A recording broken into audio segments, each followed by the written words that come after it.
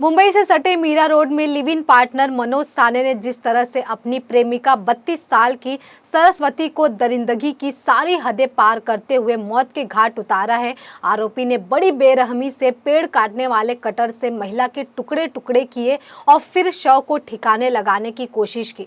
हालांकि अब इस मामले में रोज नए नए खुलासे हो रहे हैं। आरोपी मनोज साने को लेकर कई और जानकारियां सार्वजनिक हुई है।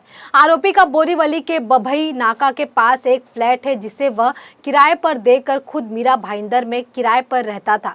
मनोज का सारे रेसिडेंस में 702 नंबर फ्लैट है जो 3 साल पहले उसने भाड़े पर दिया था।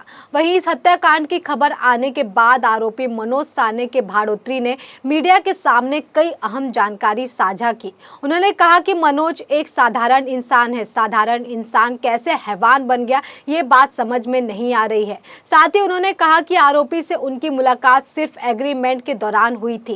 फ्लैट नंबर 702 में रहने वाली भाड़ोत्री महिला ने कहा कि हम 3 साल से भाड़े पर इस फ्लैट में रह रहे हैं। जब एग्रीमेंट होता था तब हम मनोज मिलते थे।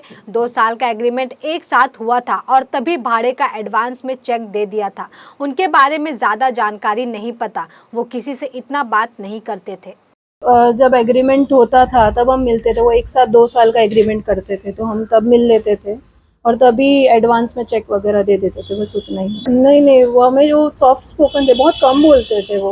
और क्योंकि वो इतना आते जाते नहीं थे तो इतनी बात नहीं होती थी उनसे हमारी। एक्चुअली हमें पता ही नहीं था कि वो रेंट पे रह रहे कहीं और, तो उनके बारे में कुछ ज़्यादा डिटेल्स नहीं पता थी। नहीं, रेंट एडवांस में दे देते थे ना हम चेक सारे। आखिरी बार बात हुई थी 30 तारीख को।